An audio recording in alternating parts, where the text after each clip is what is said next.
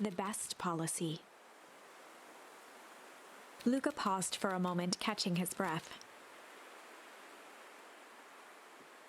He'd only just met Beck, and somehow he already managed to drag her into this mess. Hopefully he could make it up to her, but finding Rollo was his primary concern.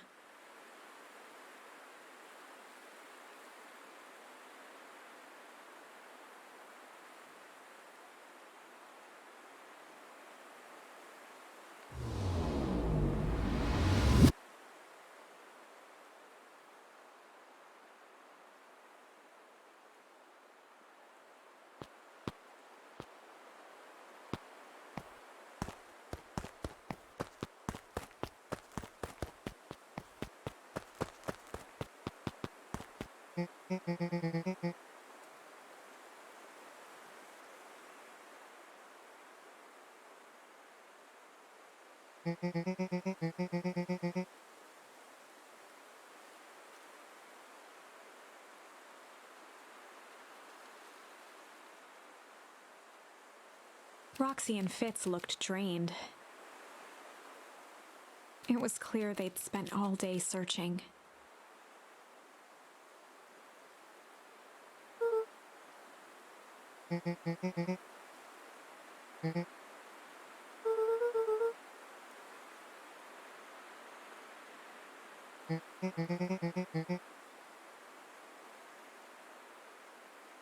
Roxy's temper could often be dismissed as the impatience of an older sibling.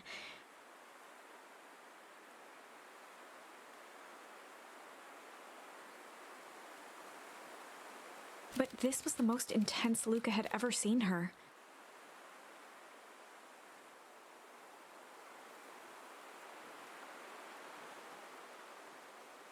Her eyes were wild and unfocused, looking straight through Luca.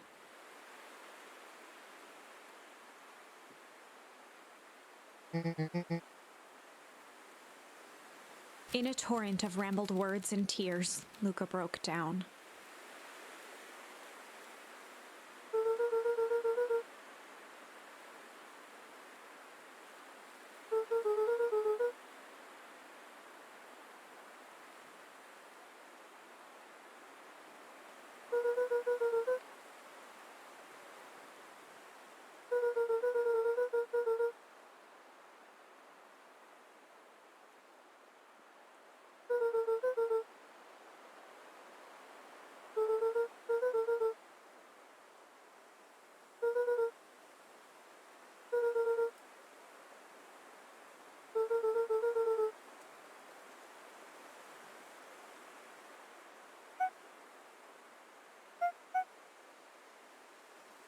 Roxy, still exhausted and angry, softened briefly as her eyes hunted the ground in thought.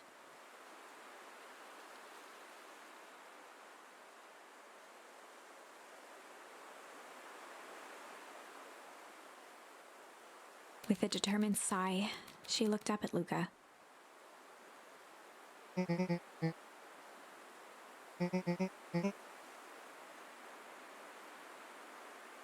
Roxy drew herself up.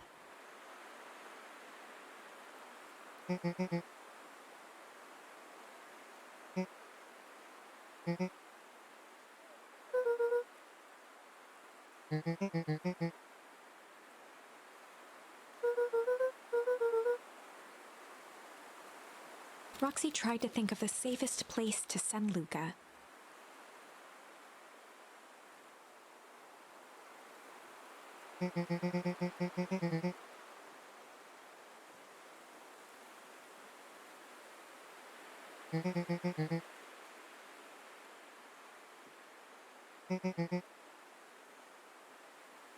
Luca wiped his cheeks and gave a quick nod.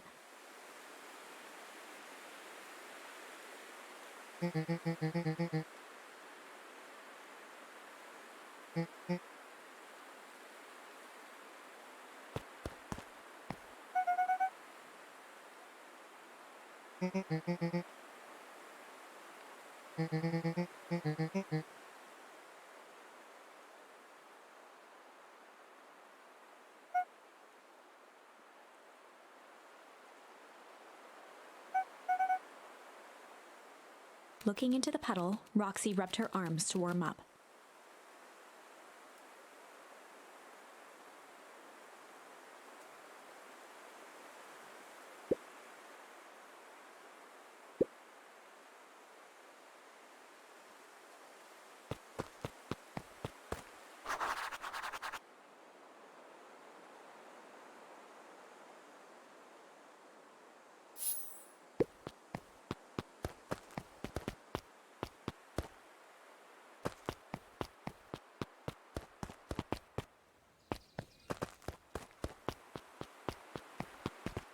Mr. Nuncreed jumped with a start.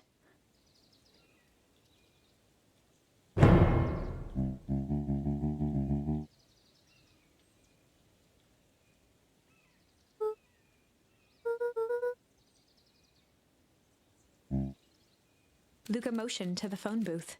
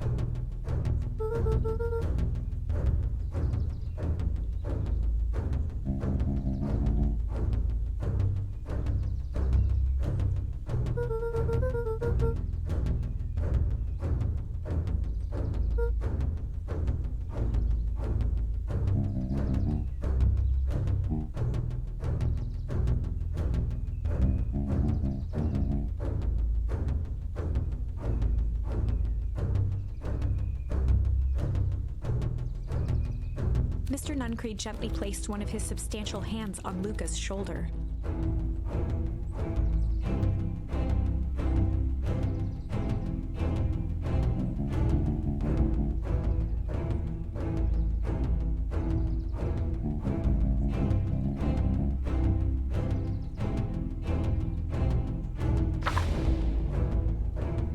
Luca peered up at Mr. Nuncreed. Kind eyes warmed a stern face.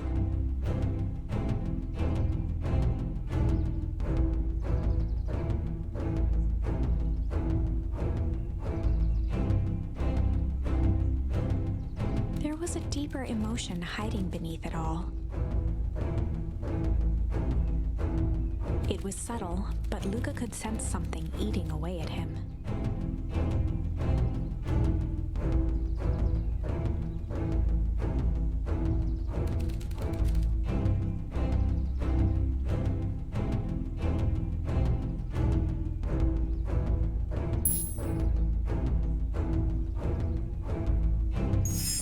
There was a shame lurking behind those eyes, a deep sadness.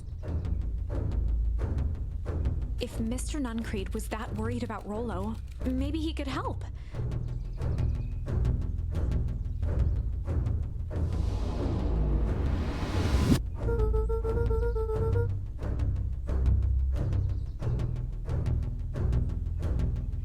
Mr. Nuncreed raised an eyebrow.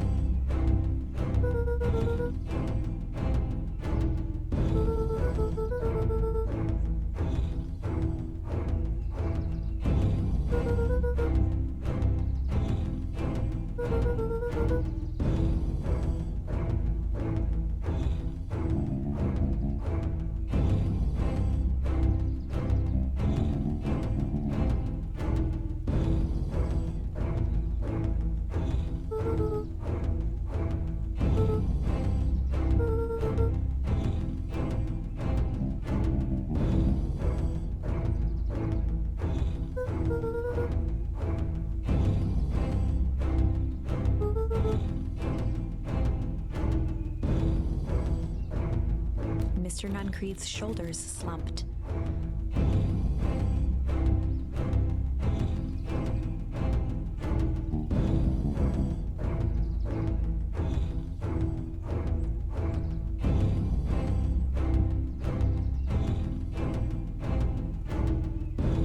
A deep sigh bellowed from his chest.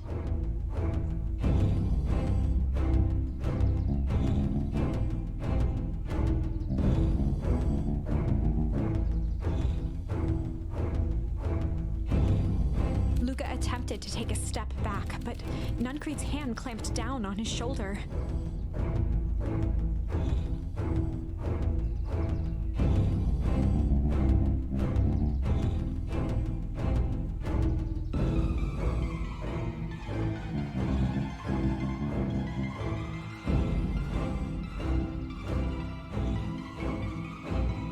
With a firm shove, Nuncreed manhandled Luca into the phone booth.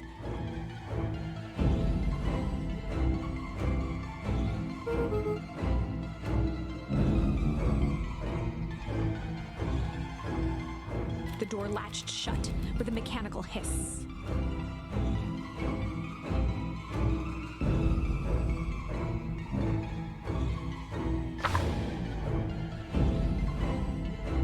As Luca pounded the glass, the floor dropped from under his feet.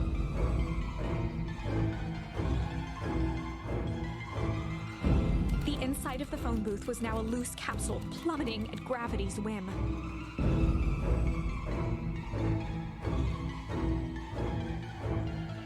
Luca winced and pressed his hands to the walls. As he braced for impact, the capsule hurried to a surprisingly smooth stop.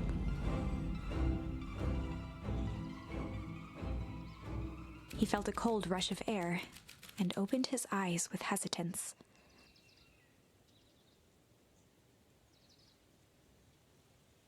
Two large figures in hazmat suits occluded his view.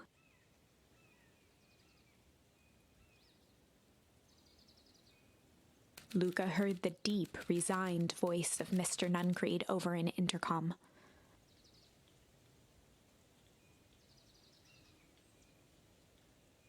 He knows too much. The end.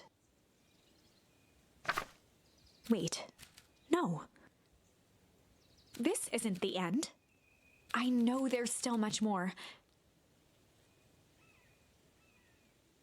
Somehow this went wrong. Okay, let's try something else.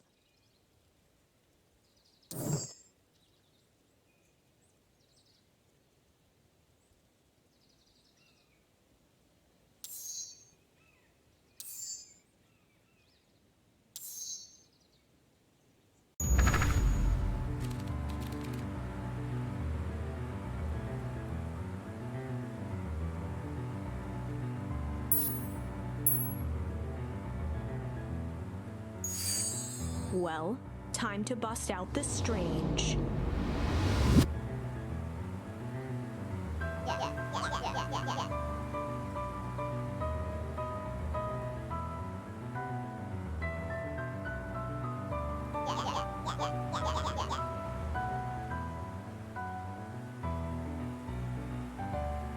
Beck stared in silence. The only sign of life being the twitch of an eye.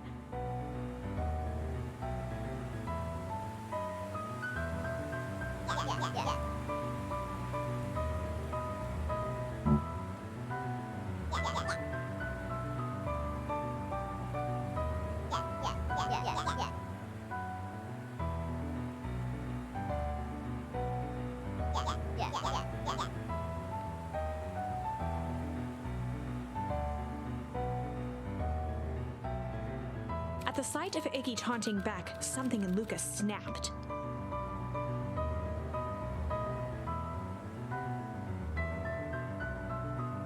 Iggy's smirk shifted to a look of shock as Luca launched himself into his stomach.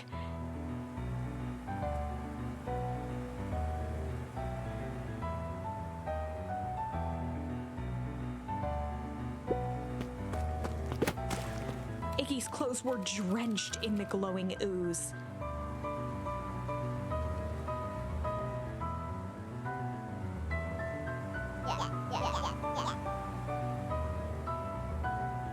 Iggy's voice began to slur as he struggled to get up.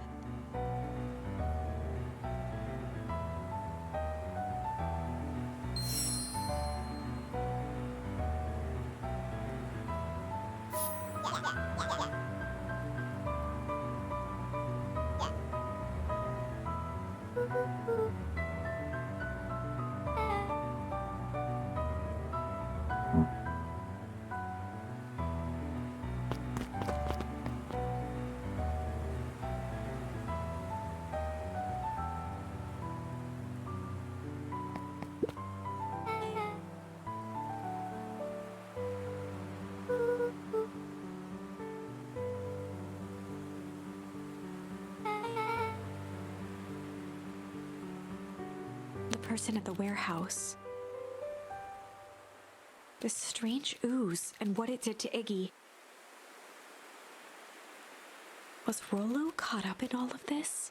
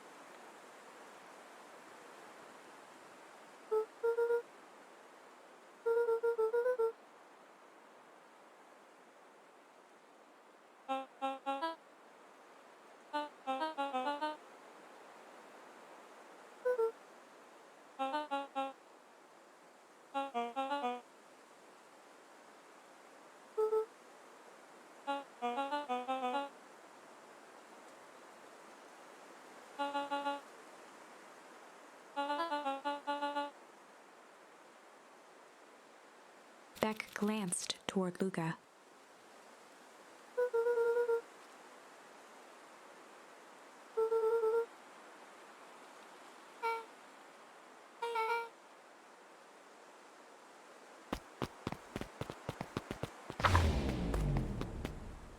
Rollo was safe. A wave of relief washed over Luca, which was quickly replaced by a sense of dread.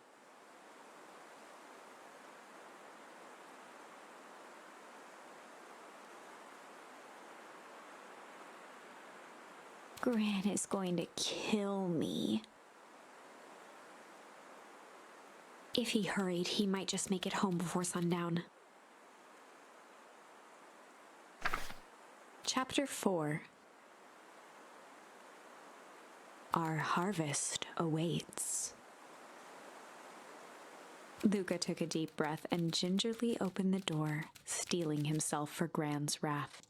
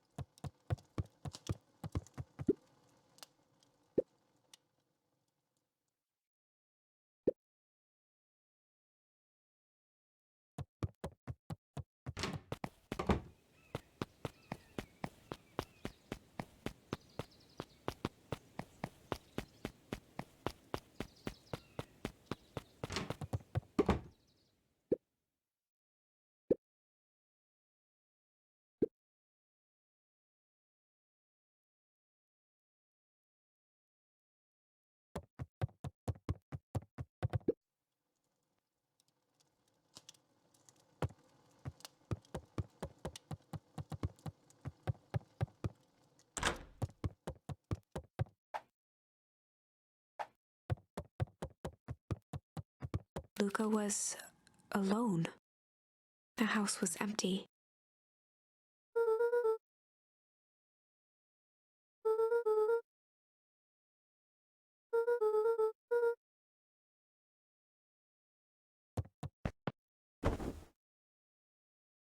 Luca was sitting by the pond, listening to small waves lap against a rock. His father sat in a folding chair in front of him. Without turning, he spoke. "Why don't you grab me some nice bait?" "Sure thing, Dad." Luca hopped over to the tackle box and popped open the lid.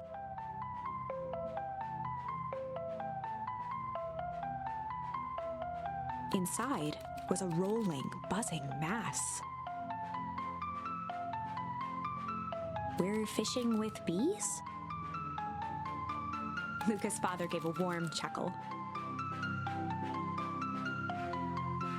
"Well, you catch more fish with bees than honey.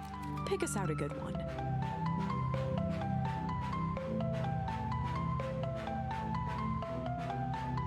Luca closed his eyes and plucked out a bee. He could feel its wings struggle between his finger and thumb.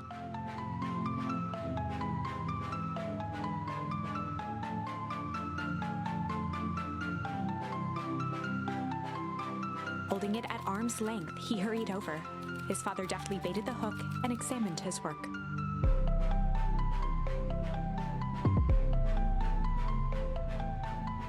Interesting choice. With a practiced flick of the wrist, the line buzzed in a graceful arc.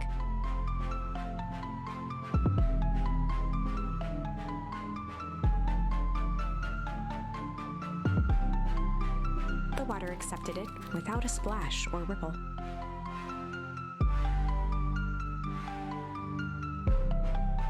The wrong choice, but I respect it. The pond began to freeze over. Sometimes we gotta make the wrong choice before we can make it right. Pallid ice propagated across the still surface with an alarming speed.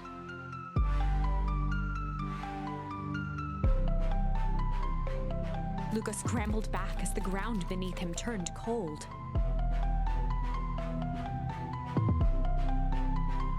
"Dad, I don't understand." "Sorry, kiddo. Understanding isn't always part of the deal."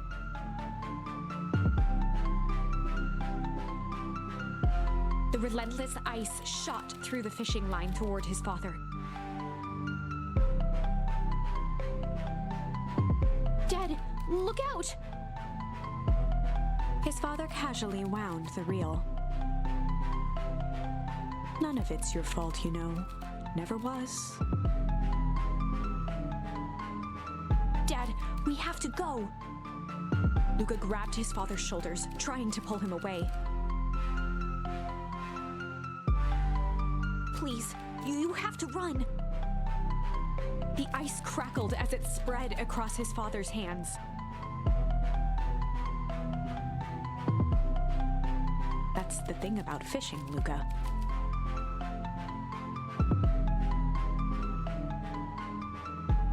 His chest began to crystallize. You toss your hook in, and you never know what you're gonna pull out. A shock of searing cold ran up Luca's arms. He gave one last desperate tug.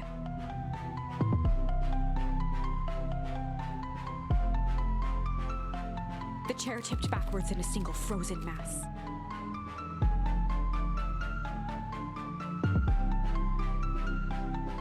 Luca tried to stop the momentum, but it was too late.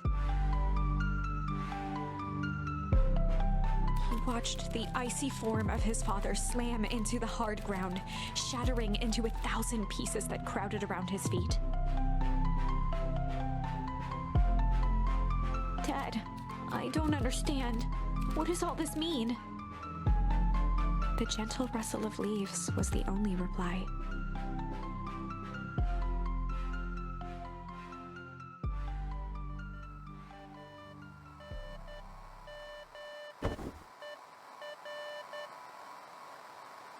Luca's eyes struggled to focus on the walkie-talkie.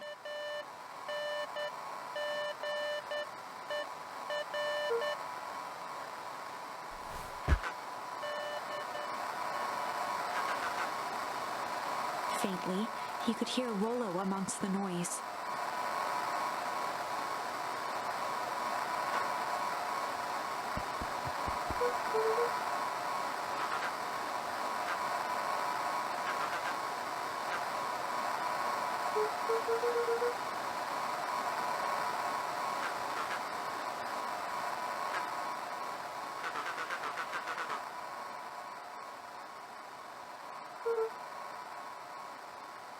Rollo's voice was coming through more clearly now.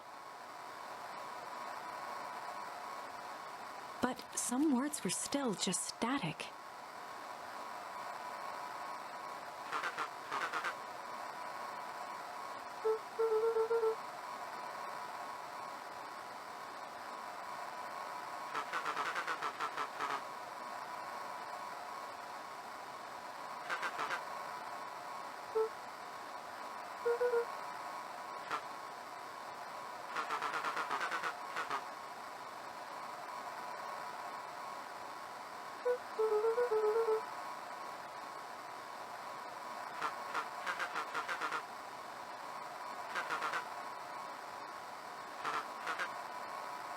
The signal went silent.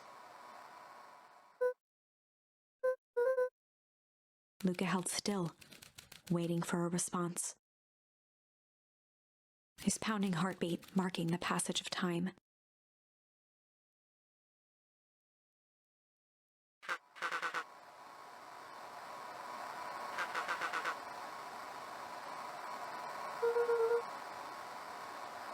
Rollo's voice began to fade.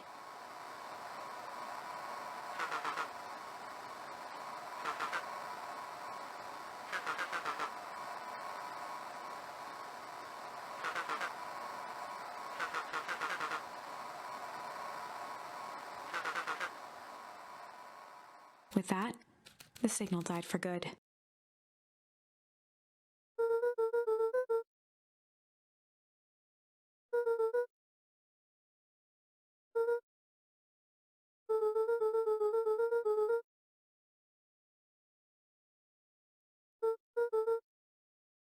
Luca grabbed the walkie-talkie and sprinted to the treehouse.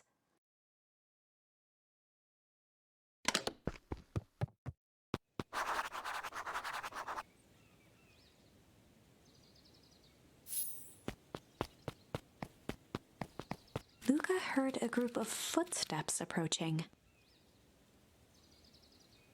He dashed behind the bushes to avoid being spotted.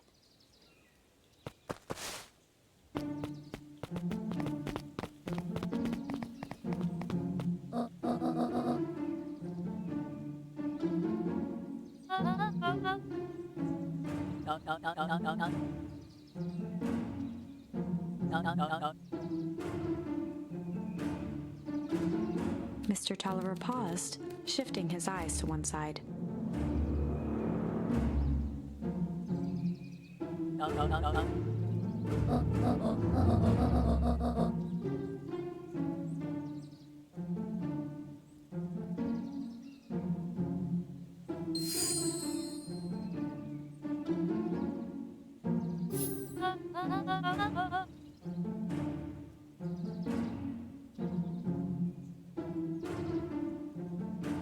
Mr. Tolliver took one long, quiet breath.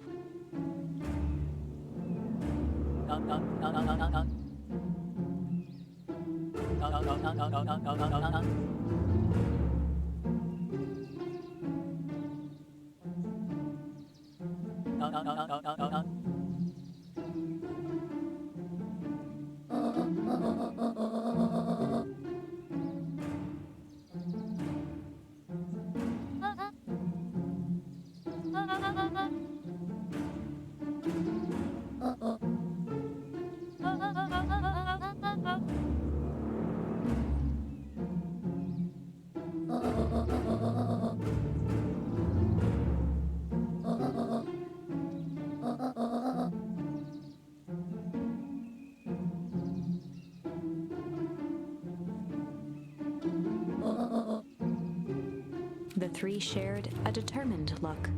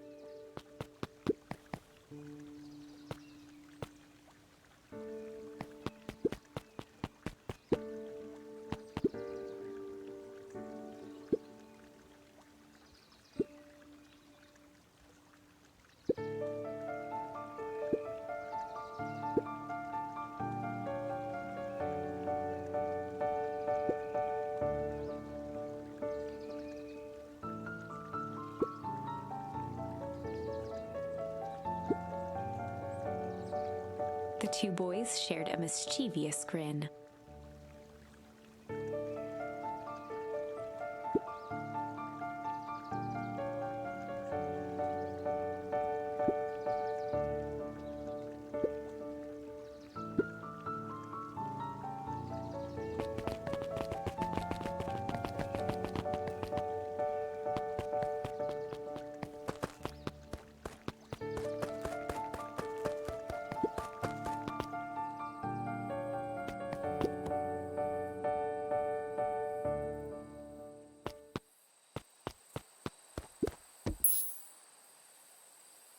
Luca gently baited a feather onto the hook. Good for skimming the surface. Luca wrapped some tape around the hook. Hey, you never know.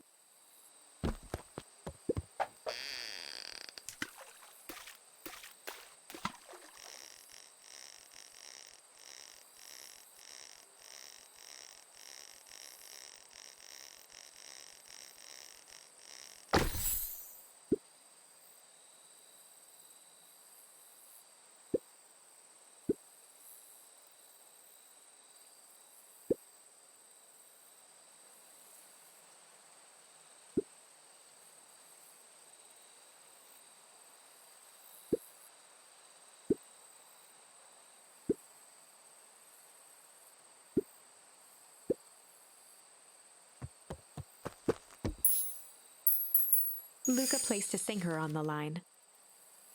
Sometimes the best stuff is at the bottom of the pond.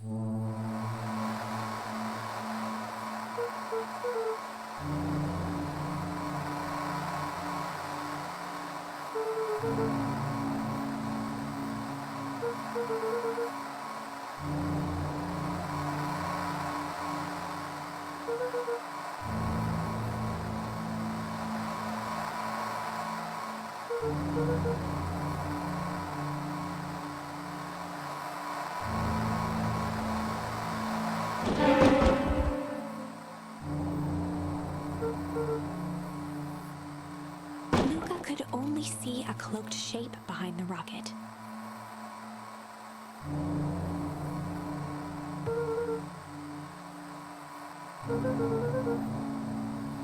He strained to hear as a muffled voice began.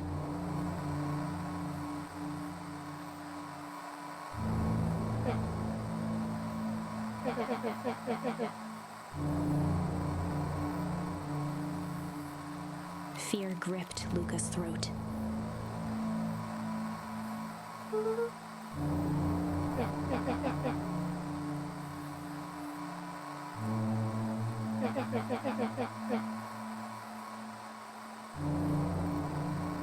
Luca stared at the ground for a moment, trying to place the dampened voice. The figure shifted slowly from behind the rocket, revealing itself to Luca.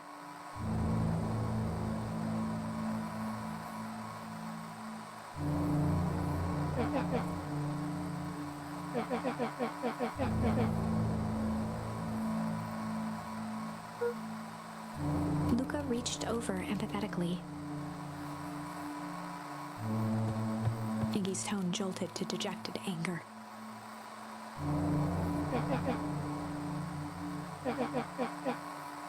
Luca slumped to the ground, overwhelmed by guilt.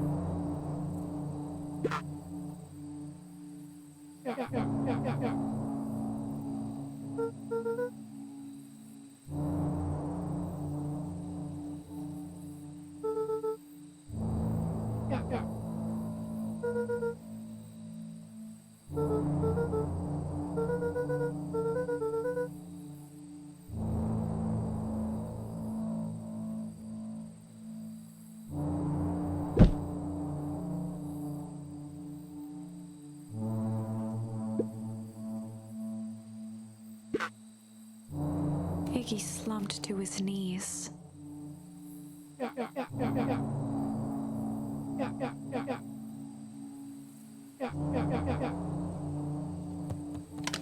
Luca grabbed the walkie-talkie and headed for the window.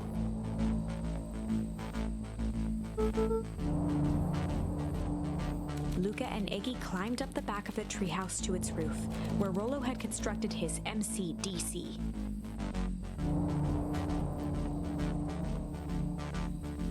The Mission Control Defense Cannon.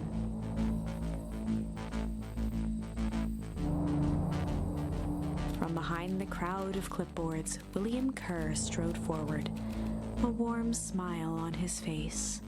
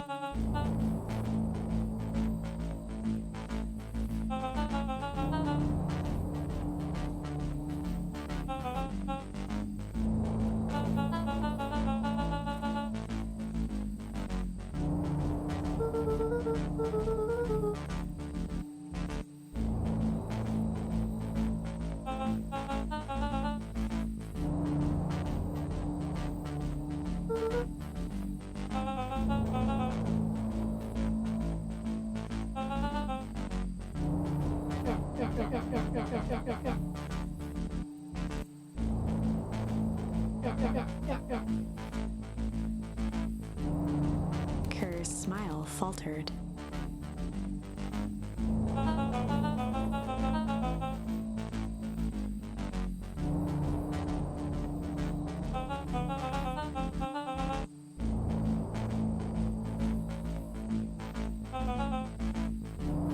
Luca's grip tightened on the MCDC.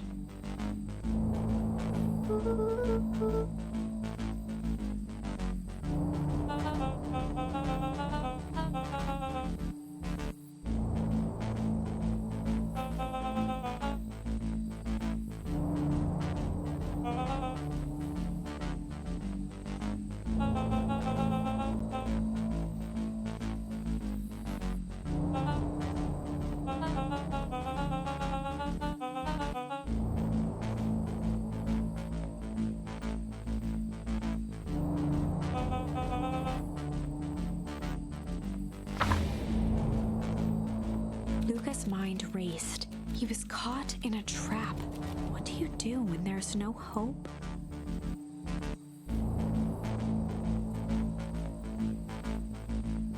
He wiped his cheeks with a sleeve. What are you gonna do, Luca?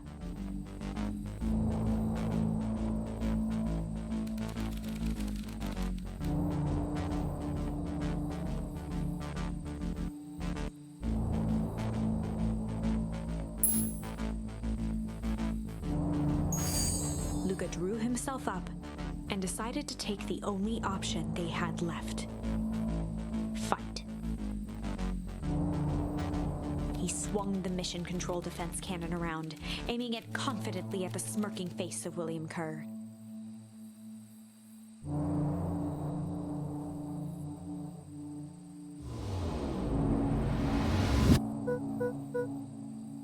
Luca summoned his most insolent demeanor.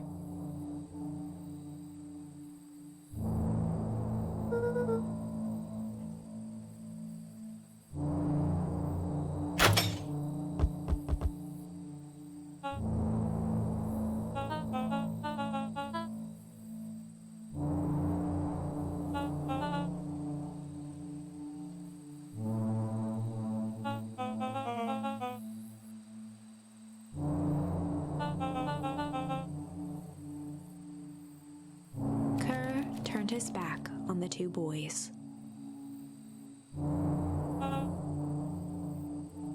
With a nonchalant wave of the hand, he made his exit.